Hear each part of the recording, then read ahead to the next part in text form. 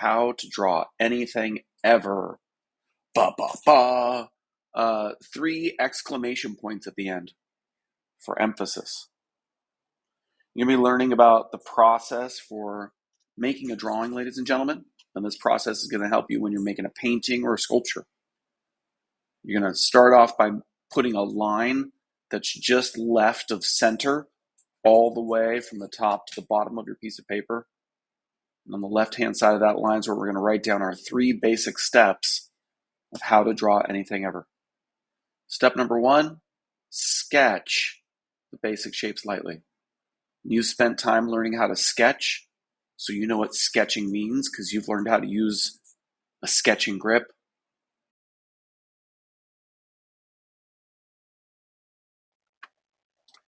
When I say lightly, you're going to notice that I've got it written in all caps. You should be sure to use all caps to write the word lightly because that is the most important part. Our first basic shape that we're going to start off with for Patrick Star is a circle. You want to try to draw it the same size that I'm making my circle so that you can add all the details that you need. After we've got a circle, in the middle of that circle, we're going to put a mark. And then between that mark and the top of the circle, we're going to put another mark. And then we're going to use our pencil to do a measurement. We line the tip up with that top mark and we pinch it where it crosses the circle. And now we've got the height of our next basic shape, which is a rounded triangle shape that we use to make his head. Between the top of the circle and the top of that shape, we're going to mark the halfway point because the other basic shape that makes up Patrick Star is a rounded triangle shape that's half the size of the first one. So we're going to go around, mark where the first rounded triangle shape meets the circle, and we're going to measure that same size rounded triangle shape for the arms and that same size rounded triangle shape for the legs. They're all half the size of the first one. And that's the end of step 1 when it comes to drawing Patrick Star. The basic shapes for Patrick Star measured out look like this. So now we'll move on to step 2. Step 2 for how to draw anything ever is to refine my basic shapes and add details.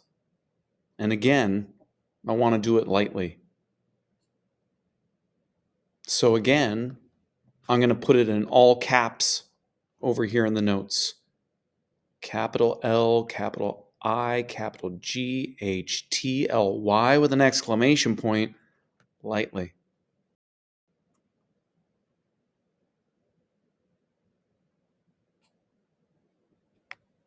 This is often what goes wrong with people's step 1, so you should take a look. You can start to refine your basic shapes before we do anything else by comparing what you have to what you see on the screen. One of these things is probably not like the other. All right, if you need to make some changes, then you should make some changes before we move on to the next step. In the next step, we're also going to refine the basic shape of this rounded triangle shape on top by curving in both the sides. All right, it's a little bit more complicated than that basic triangle shape. We just use that to measure, so we got to make a little change here. And then it's a good idea to come in and erase the things that are on the outside so that you remember that you made that change. Now, another thing that we have to change is the top of his head. Patrick Star's head doesn't normally stick straight up. It curves over to one side and kind of flops a little bit as he's walking.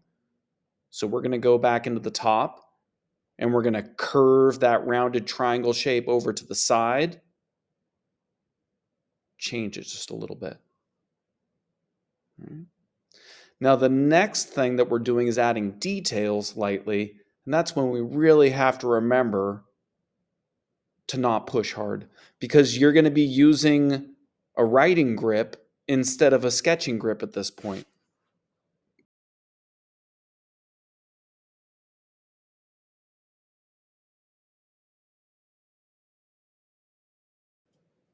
So we'll add the details of the face. And the first thing we're going to make is one of his eyes. We've already got it measured. It's half the height of his head. So we'll draw in an oval for one eye right in the middle. And then we'll add another oval right next to it for the other eye. And then we're going to do some overlap. So we want to write a note. Overlap is where one thing appears to be in front of another thing. And the way that it appears to be in front of the other thing is that we're going to erase where these two things overlap, and it's going to make one of them look like it's closer and the other one's further away. And we're doing that on his eyes. We're going to erase away the line from where his two eyes overlap inside the eye on the right, and it's going to pop that eye on the right out in front of the other eye. Overlap. All right, and for his eyes, he's pretty dumb. So for his eyelids, we keep them pretty low, lower than half. And then the two dots for his eyes go right where those ovals overlap. And his eyebrows are the letter Z. You're going to add 3 little dots for the texture of his skin. And then right on either side of his eyes is where we're going to put a couple of dots on that original circle shape so that we measure out his nice big mouth. And then one little curved line for the underbite. We've got his face done. Now, this isn't like any episode of SpongeBob I've ever seen with Patrick getting naked. So I'm going to show you how to add his shorts. And we're going to do that by using some contour lines. All right, contour lines show the 3D form better. Instead of a flat line for his waist, we're going to use a contour line. So you're going to start off by drawing in these 2 circles, and we're going to make 2 basketballs. The basketball on the left, you just do a horizontal line and a vertical line, and then 2 curved lines on either side. Look at that. Now you know how to draw a basketball. The basketball on the right, instead of using straight lines up and down, we're going to use contour lines that curve across the basketball. And when we do that, it makes the basketball look more round. All right, SpongeBob is a really simple cartoon, but by using those contour lines, they can create this feeling of depth with their characters. Complicated stuff, huh? Hopefully it worked. Hopefully the one on the right looks more 3D than the one on the left. So now we're going to add in his waistline, and it's not going to go straight across the circle. It's going to curve across the circle like a contour line. And the bottom of his shorts, we're going to do the same thing, contour line through each of his legs. His shorts are pretty confusing right now, so we're going to use overlap again, right? We're going to erase away his waistline from inside the arm on the right, and it pops it out, makes it look like it's closer. And then we're going to do just the opposite on the left. We're going to erase away the arm and just leave the waistline to show his big belly is overlapping his arm on the other side. To put in his belly button, we're going to do a contour line to figure out where the center of his waistband is. And then we're going to add the letter U on either side of that mark because his belly button is like a U shape. There's a motif on his shorts, which is a flower. It's kind of like a Hawaiian flower that's right underneath his belly button. Another thing that we have to refine about his shorts is that they're not skin tight. So we're going to move the line of his leg out in the area of his shorts and then erase away that line from underneath to use overlap and make it look like the shorts are wider than the legs. Right? And clean up the lines of the legs a little bit so that you can see that the shorts are bigger and the legs are skinnier. I missed one of these flowers. We're going to add in another one of those flowers over here on the right side. There's 3 of them on his shorts, but you can only see 2 right now. because he's facing away from us to the left, and you can't see the one on the other side. Little dot in the middle for his belly button. Awesome. We're done with the first part. Steps 1 and 2 are referred to as the block in. We did a block in. All right. A lot of people who are new to drawing don't block in their drawings, but by blocking in your drawing, it helps you to plan things out, make sure that you're measuring things, have everything look the way that you want before you even get started drawing. So the block in is super important. All right. That's why we're making a note over here. Some people call it the lay in.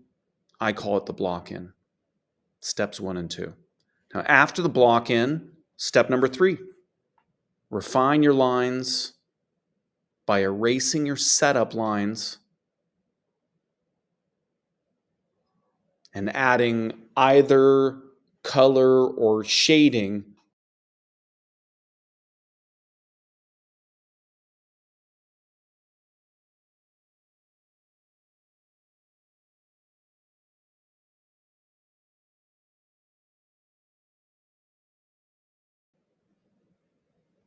we should make a note as well about setup lines.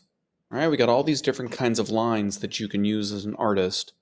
Setup lines are really important. They're lightly sketched lines that we can erase later on. All right, they're really just there to figure things out. Here's our last note, ladies and gentlemen, line quality. See this thing we're making? Make this squiggly line like I've made. Then you're going to thicken up that line as it's going up. And as it gets up to the curve, you're going to thin it out. And then as it comes down the other side, you're going to thicken it up again. And as it curves around, you're going to thin it out. And then lastly, you're going to thicken it up again as it goes up. And then you're going to trail it off nice and light. All right? Line quality is our last note. On step 3, you're really paying attention to your line quality. How thick, how thin, how dark, how light, what color, all of those qualities are going to affect the character of your lines. All right? All right, here we go. So now I'm doing step 3. I'm erasing away my setup lines, all that fuzzy junk that I was using with my sketchy setup lines using a sketching grip. I can get rid of all that junk. And I know nothing's going to get messed up because it's all been done nice and lightly, nailing it. All right, when I'm done erasing my setup lines, it's time for me to decide how I'm going to finish this drawing of Patrick Star.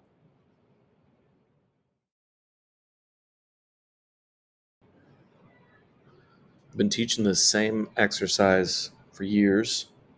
I'm going to show you through some copies of what I've done before.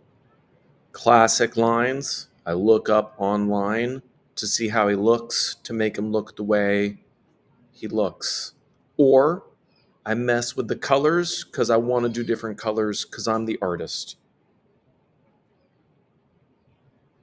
Here, take a look. Maybe I don't even want to do color. Maybe I want to do it in black and white.